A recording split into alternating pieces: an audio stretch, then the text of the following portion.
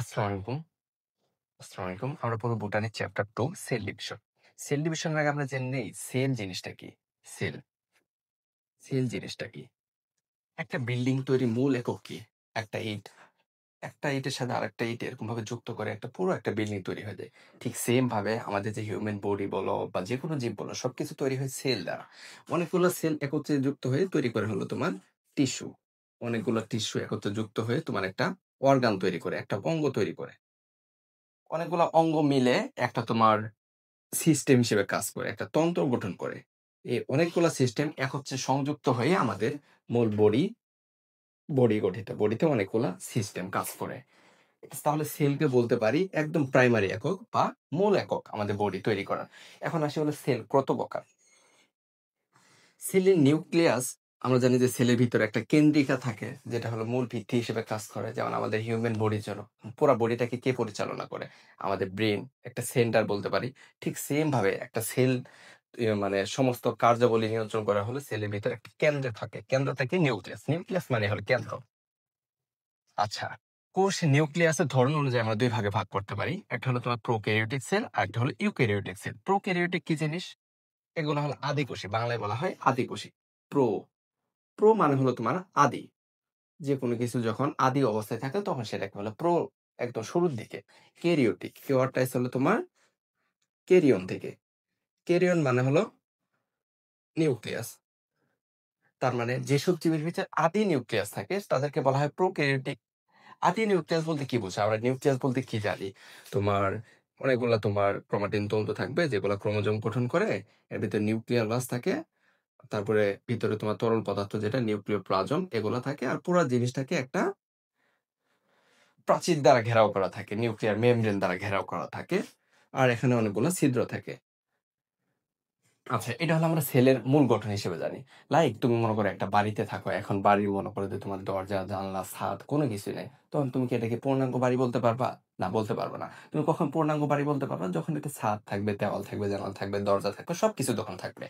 এখন মনে করো আমি সেল থেকে এই প্রাচীরটা আমি করে উধাও করে দিলাম। বা মনে করো যে নিউক্লিওলাস যেটা আছে সেটাও আমি উধাও করে দিলাম। এর ভিতরে ক্রোমাটিন তন্তুগুলো সুগঠিত নয়। এরকম ভাবে যদি করে দিই, তখন কি হবে? পুরো জিনিসটাকে এটাকে তুমি পূর্ণাঙ্গ বাড়ি বলতে পারবা? বলতে পারবা এটা হলো আদি অবস্থা। বাড়ি তৈরির আদি অবস্থা। বাড়ি তৈরি করার সময় ১ম এ কি করা হয়? তোমার কলাম দেওয়া হয়, নিচে তোমার ফাউন্ডেশনটা করা হয়। ঠিক সেম ভাবে বলতে পারি এগুলো হলো ১ম এ ফাউন্ডেশন করা হইছে। এটা হলো তোমার একটা বিল্ডিং তৈরি করা বা একটা আসল নিউক্লিয়াস তৈরি করার আদি অবস্থা। সেজন্য এগুলোকে বলা হয় প্রোক্যারিওটিক। তো যেসব জীবের ভিতরে তোমার আদি অবস্থায় নিউক্লিয়াসটা আছে তাদেরকে বলা হয় প্রোক্যারিওটিক সেল বা প্রোক্যারিওটিক জীব।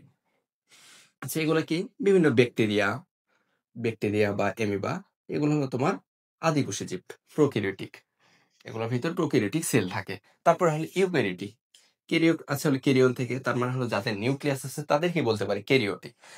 এর আগে আসলে ইউ মানে কি? ইউ মানে হলো তোমার আসল। যাদের ভিতরে আসল নিউক্লিয়াস আছে তাদেরকে বলবো হলো তোমার ইউক্যারিওটিক সেল। যেমন আসল নিউক্লিয়াস এখন আমরা গঠন করছিলাম যে চারপাশে দেওয়াল থাকবে, ভিতরে ক্রোমাটিন তন্তু থাকবে, নিউক্লিওলাস থাকবে, নিউক্লিয়ার প্লাজম থাকবে, নিউক্লিয়ার রন্ধ্র থাকবে। সমস্ত বৈশিষ্ট্য যার মেইনটেইন করবে। লাইক কি? একটা বাড়ি থাকবে, তার দরজা, জানলা, বেলকনি সবকিছু থাকবে, ছাদ থাকবে, সবকিছু থাকবে, তখন সেটাকে আমরা পূর্ণাঙ্গ বাড়ি বলতে পারি। ঠিক সেম ভাবে একটা নিউক্লিয়াসকে পূর্ণাঙ্গ বলতে পারি যখন এই জিনিসগুলো থাকে। তো যাদের ভিতরে এগুলো সবগুলাই আছে তাদেরকে বলতে পারি ইউক্যারিওটিক সেল।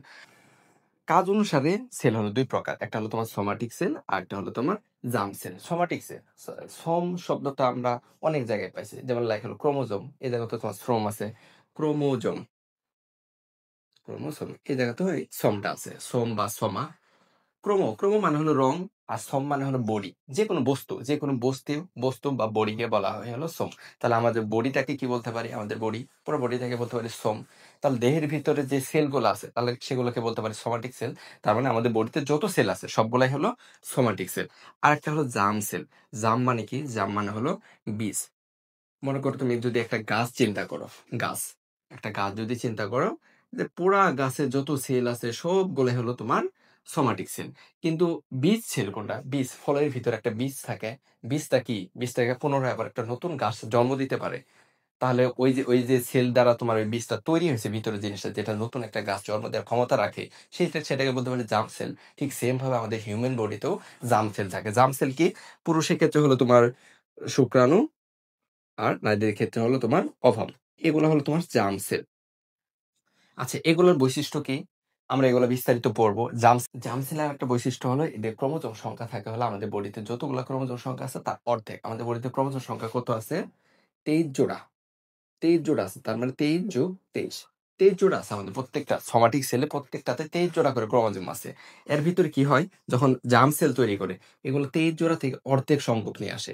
এই অর্ধেকটাকে প্রকাশ করা হয় এক্স এ। এগুলো এক্স এর দ্বারা প্রকাশ করা হয়। তো একটা শুক্রাণু, একটা ডিম্বাণু প্রত্যেকটার ভিতরে যখন এক্স সেট করে আসে, তখন ২ টা যখন মিলিত হয়ে জাইগোট তৈরি করে, তখন এন আর এন মিলে টোয়াইস এন গঠন করে, যেগুলো আমাদের এই সোমাটিক সেলের সমান। এভাবে ক্রোমোজোম সংখ্যা সবসময় সেম থাকে। এগুলো হলো আমরা তোমার সেলের কিছু প্রকারভেদ পড়লাম। এখন আমরা পড়বো সেলের মেইন যেটা কিভাবে ডিভিশন ঘটে। কোষ বিভাজন। তার মানে কি? কোষ থাকবে, এই কোষটা বিভাজন ঘটবে। বিভাজন মানে কি? আলাদা হয়ে যাওয়া, ভাগ হয়ে যাওয়া। তাহলে এই কোষটা ভাগ হয়ে যাবে। এরকম ভাবে ভাগ হয়ে যাবে, তখন এই কোষটা ২ টা কোষে কনভার্ট হয়ে যাবে। তাহলে তো আর আগের মতো থাকলো না। তখন একটা কোষ থেকে ২ টা কোষে কনভার্ট হয়ে গেল। এই ২ টা এরা আবার কি করবে? পুনরায় আবার ভাগ হতে পারবে, ভাগ হইতে পারবে। এটাও মনে করো আবার ভাগ হয়ে গেল। তো একটা কোষ থেকে ৪ টা কোষ হলো। এরকম ভাবে হতেই থাকবে, বাড়তেই থাকবে। এই বাড়তে থাকা ১ টা থেকে ২ টা হওয়া, এগুলোকে বলা হয় কোষ বিভাজন। এই জিনিসটা ঘটার জন্য কয়েকটা প্রসেস আছে। প্রসেস গুলো হলো অ্যামাইটোসিস, মাইটোসিস আর হলো মিয়োসিস। অ্যামাইটোসিস, তারপরে মাইটোসিস আর হলো মিয়োসিস। দেখো, অ্যামাইটোসিস। তুমি বায়োলজিতে যত ওয়ার্ডের শেষে ওসিস বা সিস পাবা, বুঝে নিবা এই জিনিসটা একটা প্রসেস, একটা প্রক্রিয়া ঘটতেছে। তাহলে এখানে ওসিস আছে, এখানে ওসিস আছে। তাহলে অ্যামাইটোসিস, মাইটোসিস, মিয়োসিস এগুলা কি? এগুলা সবই হলো প্রসেস বা প্রক্রিয়া। তাহলে এমন একটা ওয়ার্ড পেলা যে ওয়ার্ডটা তুমি আগে কখনো নাম শোনো নাই। কিন্তু শেষে এরকম আছে, ওসিস যুক্ত আছে। সিস বা ওসিস আছে। তাহলে তুমি সংজ্ঞাটা কিভাবে শুরু করবা? যে প্রক্রিয়া। আচ্ছা, তারপরে কথায় আসি। তারপর হলো মাইটো।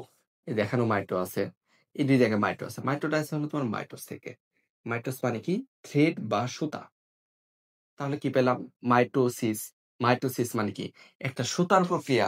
কি সুতা দিয়ে একটা ব্যাপার-স্যাপার ঘটবে, তার একটা প্রক্রিয়া। তারপর হলো মিও। এটা হলো তোমার মিয়োস। মিয়োস মানে হলো তোমার হ্রাস পাওয়া। হ্রাস পাওয়া বা কমে যাওয়া। আচ্ছা, কি কমে যায়? মেইনলি ক্রোমোজোম সংখ্যা কমে যায়। ওই যে একটু আগে পড়লাম না যে জার্ম সেল তৈরি হয়ে হলো সোমাটিক সেলের চেয়ে অর্ধেক সংখ্যক ক্রোমোজোম থাকে। আমাদের বডিতে যত কোষ আছে সবগুলাতেই হলো ২৩ জোড়া করে থাকে। কিন্তু জার্ম সেলের ভিতরে থাকে হলো ২৩ জোড়া না, ২৩ টা থাকে মাত্র। সবগুলা সেলের ভিতরে 2n করে থাকে, ২ সেট করে থাকে। আর জার্ম সেলের ভিতরে থাকে হলো n। এই যে 2n থেকে যখন n তৈরি হয় তখন কমে গেল, হ্রাস পেয়ে গেল। তাহলে 2n থেকে n তৈরি হওয়া বা জার্ম সেল তৈরি করার প্রক্রিয়া হলো মিয়োসিস প্রক্রিয়া, হ্রাস পাওয়ার প্রক্রিয়া। তারপর হচ্ছে মাইটোসিস প্রক্রিয়া। মাইটোস মানে কি জানলাম? সুতা। তাহলে একটা এই প্রক্রিয়ার ভিতরে একটা সুতা তৈরি করার প্রক্রিয়া থাকবে।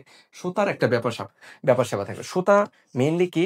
সুতা বলতে এই জায়গায় স্পিন্ডল যন্ত্র তৈরি করা। আমরা বিস্তারিত পড়বো কোষ বিভাজন প্রক্রিয়া পড়ার সময়। দেখব যে কোষ বিভাজন প্রক্রিয়ায় স্পিন্ডল যন্ত্র তৈরি হয়। স্পিন্ডল যন্ত্র। স্পিন্ডল মানে কি? এখানে অনেকগুলা তন্তু থাকবে। অনেকগুলা তন্তু থাকবে। এই তন্তু মানে কি? তন্তু মানে তো হলো সুতা, ফাইবার। তাহলে মাইটোসিস কোষ বিভাজন প্রক্রিয়ায় এরকমভাবে তন্তু তৈরি হবে, স্পিন্ডল যন্ত্র তৈরি হবে। এর মাধ্যমে ক্রোমোজোম গুলা ভাগ হয়ে ২ মেরুতে চলে যাবে, ডিভিশন ঘটে চলে যাবে। তখন সেটা হলো তোমার মাইটোসিস প্রক্রিয়া। তারপর আসলে এমাইটোসিস। বায়োলজিতে তুমি যত জায়গায় পাবা, শুরুতে একটা ওয়ার্ডের আগে বসায় দিছে। মানে হলো তোমার উইথআউট। মনে করো তোমার একটা ব্যাকটেরিয়ার ফ্লাজেলা আছে। এটা ফ্লাজেলা যুক্ত। এখন এমন একটা ব্যাকটেরিয়া পাইলাম যেটা হলো তোমার কোনোই ফ্লাজেলা নাই। কোনো ফ্লাজেলা নাই। তখন সেটাকে কি বলতে পারি? ফ্লাজেলেট। ফ্লাজেলা থাকলে তখন সেটাকে বলতে ফ্লাজেলেট। আর যখন ফ্লাজেলা নাই তখন সেটাকে বলি ফ্লাজেটেট। শুধু সামনে বসায় দিলে সেটা উইথআউট হয়ে যায়। ওই জিনিসটা নাই। তাহলে মাইটোসিস তো কি বুঝতে পারি? যে এখানে সুতা তৈরি করার কোনো ব্যাপার-স্যাপার নাই। একদম সুতা তৈরি করা ছাড়াই সেল ডিভিশন হয়ে যাইতেছে। তখন সেটাকে বলতে পারি মাইটোসিস। আচ্ছা।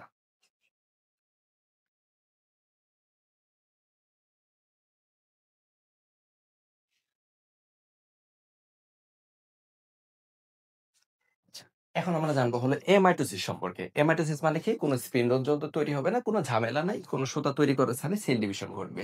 আচ্ছা, এটা হলো কোন ঝামেলা নাই। দেখো, আমরা যত উন্নত প্রাণীতে কনভার্ট হইছি, যত উন্নত প্রাণী জিনিসটা তত বেশি জটিল। আর যত হলো অনুন্নত প্রাণী এর ভিতরে কোনো জটিলতা নাই।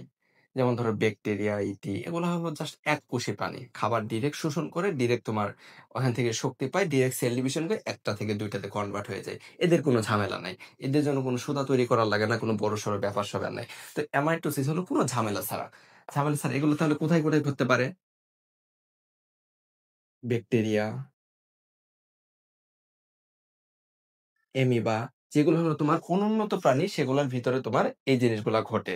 তারপরে বীজের এন্ডোস্পার্ম, মেরুদণ্ডী প্রাণীর তোমার তরুণাস্থি, তারপর হলো তোমার ভ্রূণের ভিতরে, এগুলোর ভিতরে তোমার এমাইটোসিস কোষ বিক্রিয়া ঘটে।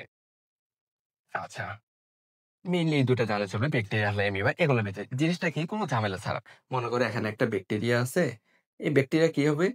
এর ভিতরে যত জিনিসপত্র আছে ক্রোমোজোম থেকে শুরু করে, ক্রোমোজোম তো এরা তো হল প্রোক্যারিওটিক আদি ক্রোমোজোম থাকে। সেই জিনিসগুলা মেটেরিয়ালস গুলো ২ ভাগে ভাগ হয়ে যায়। এর ভিতরে যে সাইটোপ্লাজম আছে, সাইটোপ্লাজম গুলাও ২ ভাগে ভাগ হয়ে যায়। ভাগ হয়ে ১ টা থেকে ২ টাতে মাঝখানে কোষপ্লেট তৈরি করে ২ টা ভিতরের দিকে ঢুকে পড়ে ২ পাশ থেকে ২ টা আলাদা হয়ে যায়। লাইক তুমি একটা বড় একটা লম্বা একটা বেলুন নিলা, লম্বা বেলুন। তো মাঝখানে গিট্টু দিছো। মাঝখানে তোমার গিট্টু দিছো। গিট্টু দিলে কি হবে এই জায়গায়? এরকম ভাবে হয়ে যাবে এটা জিনিসটা ভিতরের দিকে চলে গেল। এই জিনিসটা থাকলো না। একদম সেন্টারে চলে গেল। তুমি মনে করো এই ২ জায়গাতে এমনভাবে গিট্টু দিলা কিন্তু মাঝ বরাবর কেটে দিলা। তখন কি হবে? ২ টা আলাদা বেলুনে কনভার্ট হয়ে গেল। এটাই হলো তোমার এমাইটোসিস। কোন ঝামেলা নাই। ডিরেক্ট সেল ডিভিশন প্রক্রিয়া। এটাকে এজন্য বলা হয় ডিরেক্ট সেল ডিভিশন প্রক্রিয়া বা প্রত্যক্ষ প্রত্যক্ষ কোষ বিভাজন প্রক্রিয়া। তাহলে প্রত্যক্ষ কোষ বিভাজন প্রক্রিয়া কোনটা? এমাইটোসিস। এটা কোন, কোন ক্ষেত্রে ঘটে? ব্যাকটেরিয়াতে ঘটে, অ্যামিবা ঘটে, বীজের এন্ডোস্পার্মে ঘটে। এগুলাতে তোমার এমাইটোসিস কোষ বিক্রিয়ায় একটা সেল থেকে ২ টা সেলে কনভার্ট হয় এবং এভাবেই এমাইটোসিস প্রক্রিয়ায় তোমার ব্যাকটেরিয়া, অ্যামিবা নিজেদের বংশবৃদ্ধি করে।